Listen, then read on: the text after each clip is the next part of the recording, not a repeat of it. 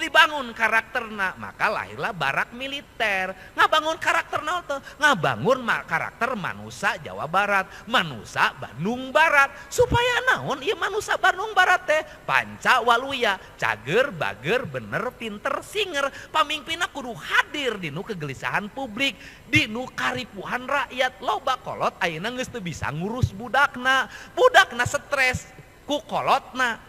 Ingat, lain kolot stres ku budakna, loba budak stres ku kolotna. Aya budak binaan kuring 11 lulusan balak militer, ayeuna teu bisa cicing di imah kudu balik deui jeung kuring. Sabab naon? Kolotna jadi stres ka budakna.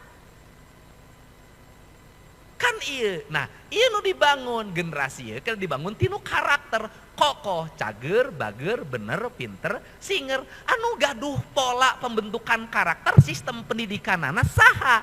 TNI Polri. Ya kedah ngiring kadinya. Di mana pusatna TNI Polri pendidikanana? Sadayana di Bandung Barat.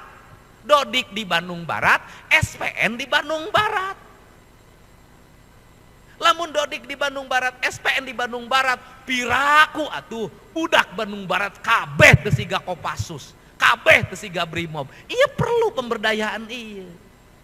Sabab naon? Sabab urang kudu ngawangun kahirupan jeung anak incu urang kaharep. Anak incu urang kaharep bakal bersaing jeung saha? Lulusan di Tiongkok, lulusan di Singapura, lulusan di Korea Selatan, lulusan di Jepang. Anu pola hirupna, pola hirup basajan siga kolot urang baheula. Kan budak urang geus ninggalkeun tatali paranti kolot baheula, ganti ku budaya anyar, di antarana budaya media sosial. Mantak aya kalimat pan, tapi kan geus teu bisa nyarek budak mandi-mandi acan hirupna indungna kudu nitah ka gubernur. Bapakna kudu nitah, ayo siapa yang belum bangun, siapa yang tidak makan, siapa yang main HP saja, ayo siapa yang melawan sama mamah dan papanya, ayo ini Pak Dedi datang ya ke rumahmu. Pan dijawab ku anakna inung aing nyoh HP wae.